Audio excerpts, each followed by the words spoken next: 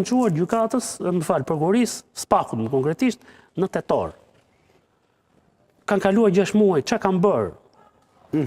Dhe kur thot kryeministri mas 14 vjetësh, unë nuk e di çfarë thon familjarët e Alex Nikës, që kanë 14 vjet që presin. Dhe kryeministri kujtoi tani që është në fushatë, se po kaloi fushata më e mend, s'ka për të kujtuar më, as ka për ta përmend. Sepse edhe ai po bën hipokrizi dhe po përdor politik. Prandaj po them që këto çështje të mos përfundojnë në lëndë e parë dhe mall për politikën e ditës, ato duhet të gjykohen sa më parë të mundur në mënyrë që të kemi një përgjigje konkrete. Ora të qoftë pa fajtësi se mund të jenë mund të jetë trajtuar dosje të keq, mos jenë provat e mjaftueshme. Por duhet të jepë një vendim drejtare. Pra nëse ne kemi mbajtur doktorin kardiokirurg në të vinë prifti 5 vjetë të callë, as e të dënojmë, as e gjykojmë, dhe kemi shkatruar atij karrierën, familjen, biznesin, gjitha, për çfarë jemi duke bërë. Dhe ndërkohë, ai sondazhi që bëni ju këtu, Eurobarometri, thot ai, vazhdon ai, thot, ata e kanë mbështetjen, po ç'mbështetje më ditë, unë nuk e di kush e bën atë sondazhin atje, sepse që të bësh atë sondazhin të pyesësh, ore, çfarë çështje kanë çuar deri në fund ta? Kemi vendime gjyqësore deri tani? Qytetarët kanë besim të Spaku. Vetëm njeri që mori vendimet deri tani, pra vendime gjyqësore, dikush është. Dhe ai na u bë eurodeputet. Fredi Belieri. Okej, tanë se nuk kemi shumë kohë, lutem, më mirë kupto, kemi 8 minuta kohë. Menaxhoj vetë kohën, një lajm i mirë për gazetarët nga gjykata kushtetuese. Ti ishe në seancë, ke ndjekur gjithë seanca, tashmë vendimi u mor. Çfarë do thotë ky vendi për gazetarët? Jo thjesht kemi ndjekur gjithë seancat, ishte për fat keq jemi të bashkëlidhur në këtë histori. Sepse nga historia e parë që ka ndodhur Elton Qynos, është krijuar historia e dytë. Pra, ka nisur si një hetim për rrjedhje informacioni nga brenda Spakut dhe pastaj këto të dhëna kanë përfunduar në gazetarë që e kundërshtojnë Spakun për llogaritë botës krimit. Pra, kështu ka nisur historia. Dhe prandaj është kjo situatë, dhe prandaj ne nuk e prisim këtë vendim. Duke parë gjithë historikun e vendimeve të parshme, pra një vendim qartazi, gjyqtarët e gjykatës së lartë që na thoshin qartazi, keni të drejtë, kjo histori do të mbyllet thjesht, ne do të japim vendimin dhe mbaron puna. E di çfarë ndodhi nesër? 13-0 kundër. Si ka mundësi më të njëjtë gjyqtarë aty, si ka mundësi më valla? Për çështjen lapsi kishin marrë tjetër vendim. Për në rastin e sigurisht Elton Qyno nuk kishte mbrojtjen e lapsit. As mbrojtjen aty. Ne e dim këtë gjë. Gjëja më e trisht, thimin unë kam shkruar dje, është që në atë sallë gjyqi, që presumohet që është salla më e rëndësishme e një gjykate në Shqipëri, kishte më shumë prokurorë se gazetarë. Dhe komuniteti jonë për fat keq është i shpartalluar dhe ne ka lënë vetëm aty dhe po të na kishin lënë vetëm do të thosha prapë faleminderit. Po na kanë masakruar. Dhe nuk vinin aty vetëm se kujtonin që po të vinin me kolegët e tyre që ne po luftonin për të tjerë. Kjo që ka fituar Qyno nuk ja rikthen dëmin që ka psuar Qyno.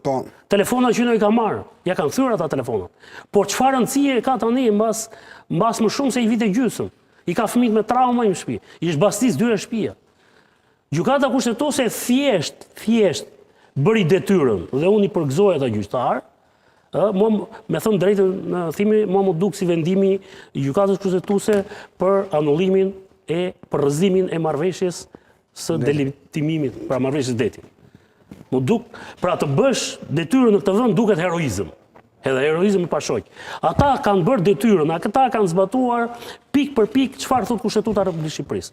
Ata i kanë thënë Spakut, ju zotërinj nuk mund të shkelni me këmbë liritë dhe të drejtat themelore të njeriut në këtë vend. Ju nuk jeni as zyre etike, as kryeredaktor dhe as drejtor mediash, nuk jeni ju as censorët, as persekutorët e medias. Vendimi i gjykatës kushtetuese është shumë i qartë. Çfarë kërkonte avokati Dorian Matlia, sepse edhe ai meriton një përgëzim jashtëzakonisht të madh, unë e kam quajtur angjëlli mbrojtës i gazetarëve, sidomos i gazetarëve dhe i reporterëve të thjeshtë. Jemi gazetarë që nuk kemi mundësi të pagojmë avokat, nuk i kemi këtë mundësi. E bën është një jurist që shpenzon kohë, energji, diturinë e vet për të përballur, pra vet avokati ishte përgatitur për shkuar në Strasburg, shkoi në gjykatë kushtetuese për ta dikur si etapë, sepse ne mendonim që aty do shkonim, kushtetuese.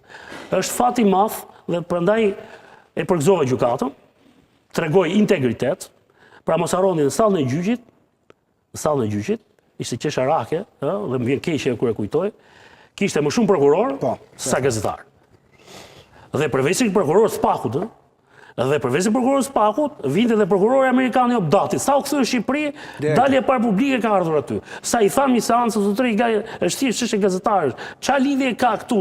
Sepse vetë prezenca e asistentëve të huaj, prokurorëve të huaj në seancat gjyqësore në Shqipëri, ne kemi parë që ka ndikim të jashtëzakonshëm. Gjykata trembet. Ne ende nuk kemi një drejtësi që të jetë autonome në vendimarrjen e saj. Në rastin konkret, çfarë ndodhi?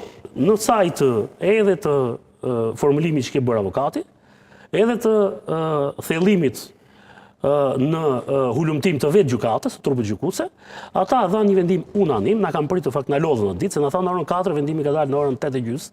Pra kemi lënë 4 orë gjysmë vetëm atë ditë. Dhe kemi pas seanca dhe unë gjykatën në fakt e kam falendëruar vetëm për faktin që pranoi që seanca të bëj publike e hapur. Se kemi përfunduar në situatën që seancat bëhen në dhomë këshillimi dhe ti se merr vesh fare dhe s'ka mundësi ta shohësh gjyqtarin për fytyrë, më kush është ky që po më dënon. Kurse në rastin konkret, gjykata ka ndikuar dhe kjo historia, mendoj unë, që Spaku vuri përgjim dhe gjykata kushtetuese dhe unë kam qenë nga njerëzit më të zëshëm këtu. Për këtë gjë. Dhe kjo s'mund të ndodhë në këtë vend, por sot jemi për fakti krye. Nuk ka qenë një betejë, dhe këtë ta bëj të qartë, edhe pse kjo do ngelet një histori si rasti Qyno kundër Spak dhe GKK. Por nuk ka qenë një betejë mes reporterëve dhe organet e drejtësisë. Ka qenë një betejë për liritë dhe të drejtat themelore në këtë vend dhe për ushtrimin e profesionit të gazetarit në këtë vend. Pra, ne nuk kemi pas armik Spakun, edhe pse Spaku ishte përballë me ne. Por situata ishte vërtet shumë e rëndë. Ajo që ndodhi me Qynon.